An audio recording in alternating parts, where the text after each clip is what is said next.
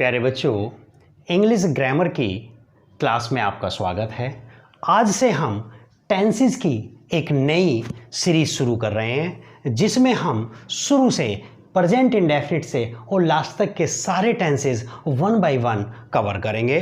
तो बिना समय गवाए हम शुरू करते हैं अपनी सीरीज को। और पहला टेंस है हमारा प्रेजेंट इंडेफिनिट।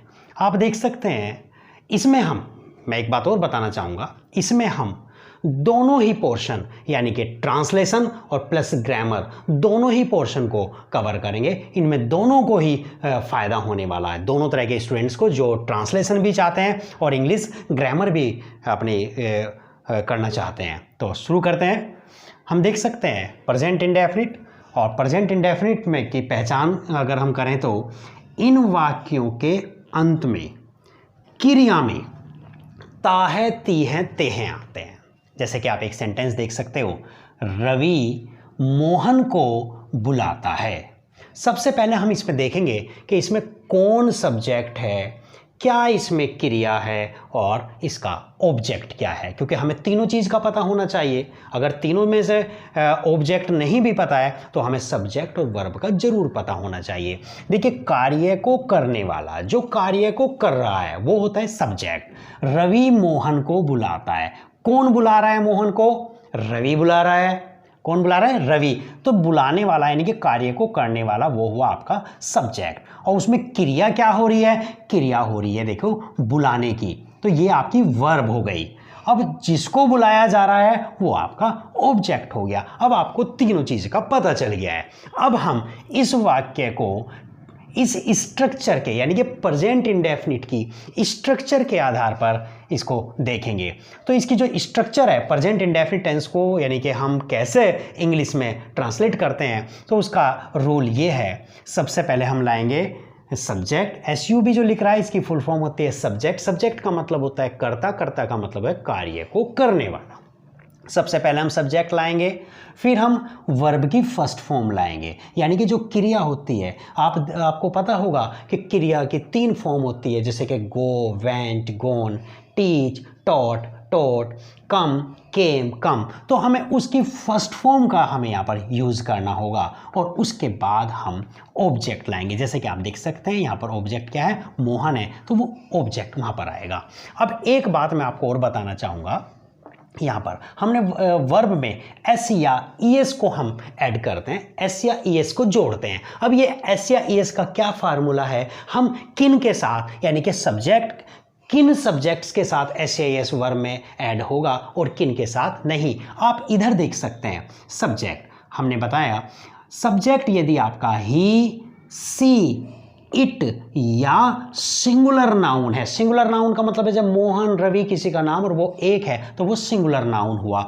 यदि आपका कर्ता ही, सी, इट या सिंगुलर नाउन है तो हम उसमें एस या ईएस जोड़ देंगे, यानी कि एस या ईएस जोड़ देते हैं। और यदि आपका कर्ता आई, वी, यू, दे और प्लूरल नाउन जैसे कि लड़के, लड़कियां, बच्चे, यदि आपका प्लूरल नाउन है तो आप एस या ईएस नहीं जोड़ते हैं। यानी कि एस या ईएस आपका केवल किसके साथ जुड़ेगा?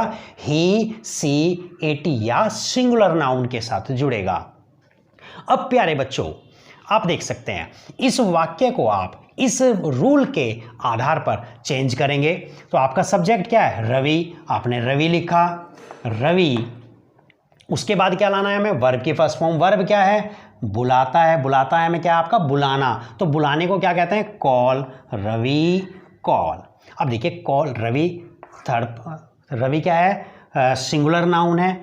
तो ये वाक्य आपका अफर्मेटिव है। तो अफर्मेटिव में हम एस या एस का प्रयोग करते हैं, तो हम क्या जोड़ देंगे?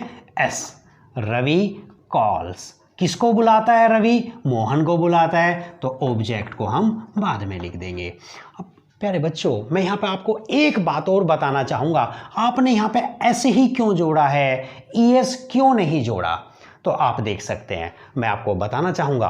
आप इधर देख सकते हैं, यदि वर्ब के अंत में ओ आता है, एक्स आता है, सी एच आता है, एस एच आता है, डबल एस और कुछ हद तक वाई, हमने इसको सर्किल में किया है।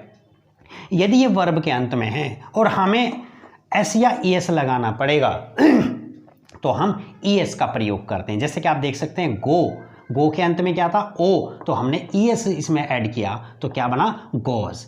टीच, टीएच में सीएच आ रहा है यहाँ पे आप देख सकते हैं, तो हम ईएस जोड़ेंगे तो टीचेस हो जाएगा। रीड, आप देखिए इनमें से कोई सा भी लेटर इसमें नहीं है रीड के अंत में, तो हम केवल एस जोड़ेंगे तो क्या बनेगा रीड्स। बीट, बीट में भी आप देख सकते हैं टी इनमें नहीं है तो हम एस जोड़ेंगे और क्या बनेगा बीट्स बनेगा। तो आई होप आपको समझ आ गया होगा। कॉल में भी आप देख सकते हैं इनमें से कोई लेटर नहीं है तो हम केवल एस जोड़ेंगे तो क्या बनेगा वो वाक्य, रवि कॉल्स मोहन। एक वाक्य और हम बनाएंगे, मैं अंग्रेजी पढ़ाता हूं, मैं अंग्रेजी पढ़ाता हूं। तो कौन पढ़ाता है अंग्रेजी, मैं पढ़ाता हूं। मैं क्या हुआ, सब्जेक्ट हुआ, तो आपने सबसे पहले क्या लिखा सब्जेक्ट आई। अब मैं क्या काम करता हूं, पढ़ाने का काम करता हूं, तो पढ़ाने की अंग्रेजी लाएंगे टीच, आई टीच। क्या हम एस लगाएंगे, नो एस नहीं लगाएंगे, क्योंकि मैंने आपको बताया था यदि वाक्य का कर्ता आई वी यू दे और प्लूरल नाउन है तो एस नहीं लगाते हैं, तो हम इसको ऑब्जेक्ट लिखेंगे, यहाँ पर एस नहीं लगाएंगे। आई टीच अंग्रेजी इंग्लिश, आई टीच इंग्लिश। तो आई होप आपको समझ आ गया होगा। हम आगे बढ़ते हैं इसी सीरीज को आगे बढ़ाते हुए। ये था आपका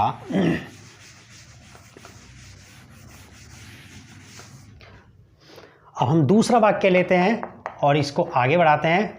नेगेटिव वाक्य है और नेगेटिव में क्या होगा, इसमें नोट आ जाएगा, जैसे कि वह स्कूल नहीं जाता है, वह स्कूल नहीं जाता है। देखिए इसमें नहीं आ गया है तो ये वाक्य आपका बन गया है नेगेटिव। नेगेटिव वाक्यों को कैसे बनाएंगे हम, उसको हम इस तरह से करेंगे, सब्जेक्ट प्लस डू नॉट, क्या करेंगे डू नॉट या डज नॉट का प्रयोग करेंगे, डू नॉट या डज नॉट, और फिर वर्ब की फर्स्ट फॉर्म और प्लस ऑब्जेक्ट। तो प्यारे बच्चों यहाँ पे एक चीज़ आप देखेंगे, यदि आपका डू नॉट और डज नॉट ये जब हम यूज़ करेंगे, यदि आपका डू नॉट और डज नॉट आता है तो फिर केवल वर्ब की फर्स्ट फॉर्म आती है और इसमें हम एस या ई एस का प्रयोग नहीं करते हैं। एस या ई एस का प्रयोग आपको नहीं करना है। एस या ई एस का प्रयोग केवल हम अफर्मेटिव में करते हैं, नेगेटिव में नहीं करते हैं। अब आप समझ सकते हैं कि हम डू नोट कहाँ लाएंगे और डज नोट कहाँ लाएंगे, इसमें आपको प्रॉब्लम हो सकती है। तो देखिए बच्चों, जहाँ पर आप जिन कर्ताओं के साथ, जिन सब्जेक्ट्स के साथ आप एस ला रहे थे, वहाँ पर आप डज नोट का प्रयोग करेंगे, यानी कि does not he see it के साथ, है ना। और जिनके साथ आप एस नहीं ला रहे थे वहाँ पर आप डू नॉट का प्रयोग करेंगे, आई वी यू दे के साथ आप डू नॉट का प्रयोग करें। तो इसी स्ट्रक्चर के आधार पर इस वाक्य को आप चेंज करेंगे, वह स्कूल नहीं जाता है। क्या है सब्जेक्ट इसमें, वह, ही देखिए आपका ये आया, तो क्या लाएंगे हम, डज नॉट लाएंगे, he does not, he does not. Verb की फर्स्ट फॉर्म लाओ, जाने की क्या होती है, जाता है, go, he does not go. S लाएंगे, नो एस हमें नहीं लाना है, he does not go to school, he does not go to a school. I hope आपको समझ आ गया होगा। उसी प्रकार से हम कर सकते हैं, वे कक्षा में शोर नहीं मचाते हैं, वे कक्षा में शोर नहीं मचाते हैं, तो वे की अंग्रेजी क्या होगी, दे के साथ क्या आएगा, do not, they do not. शोर मचाना, make a noise, make a noise, they do not make a noise in the class, they do not make a noise in the class.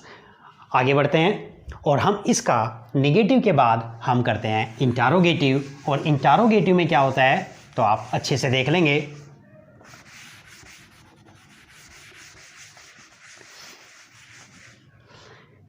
Interrogative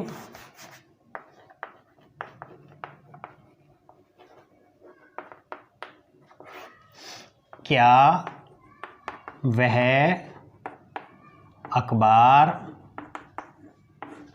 पढ़ता है, क्या वह अखबार पढ़ता है।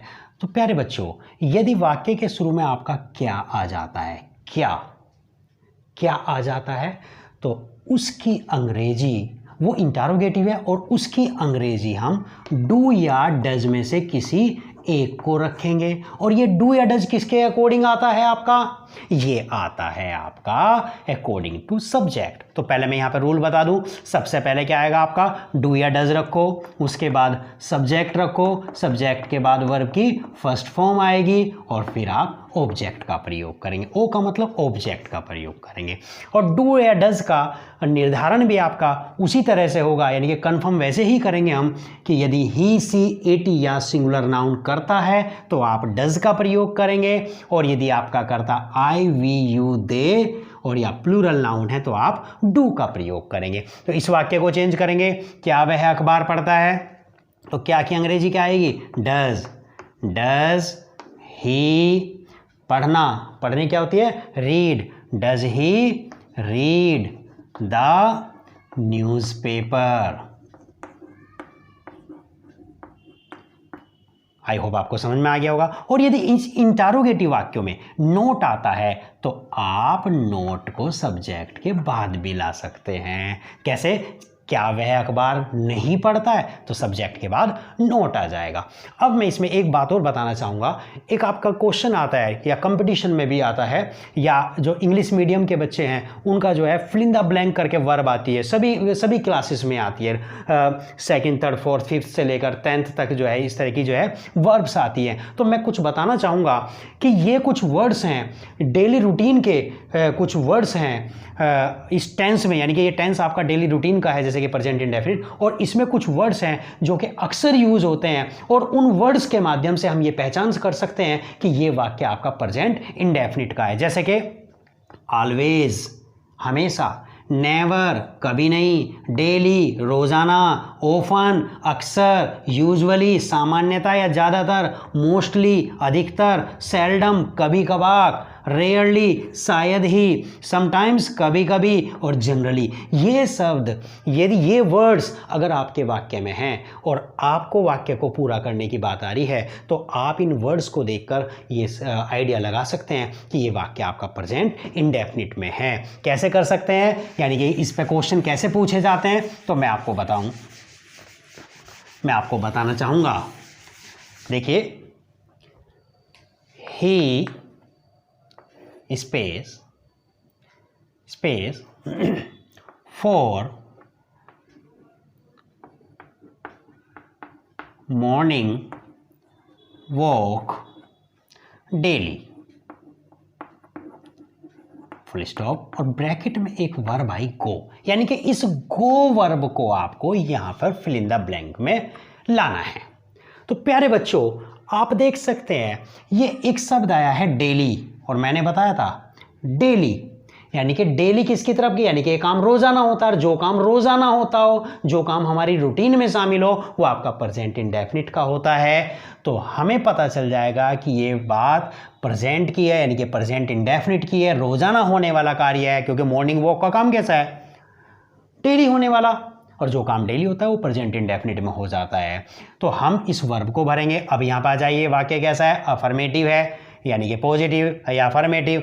यहाँ पर क्या है, करता ही, और यदि करता ही हो तो हम SCIS लगाते हैं, गो को उठाकर लाओ और क्या आ जाएगा, गोज, ही गोज, क्योंकि हम अफर्मेटिव में ही, सी, इट इनके साथ SCIS का भी प्रयोग करते हैं। एक वाक्य और हम देख लेते हैं, I space I to school on time, और यहाँ पे एक बार भाई है गो।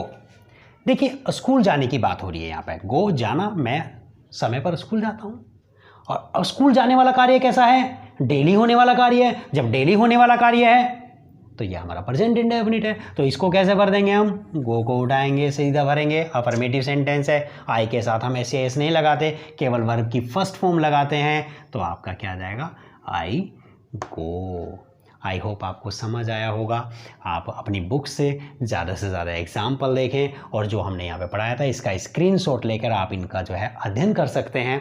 ज़्यादा से ज़्यादा एग्जाम्पल देख के पढ़ सकते हैं, क्योंकि समय बहुत कुछ है बताने के लिए, लेकिन समय वीडियो ज़्यादा लंबा हो जाएगा। समय की उसको देखते हुए मैं अपने इस वीडियो को यहीं पे समाप्त करूँगा। इस प्रेजेंट इंडेफिनिट के जो बच्चे एडवांस हम एक इसके पैरेलल एक सीरीज और शुरू कर रहे हैं, उसमें हम देंगे प्रेजेंट इंडेफिनिट और उसको हम नाम देंगे प्रेजेंट इंडेफिनिट एडवांस्ड। जो बच्चे इनको समझ लें वो उस सीरीज़ को देखकर उससे ज़्यादा हम आगे बढ़ाने की कोशिश करेंगे आपको, उसमें हम कुछ एडवांस आपको बताएंगे। तो आई होप आपको ये सब समझ आ गया होगा। Thank you, bye bye.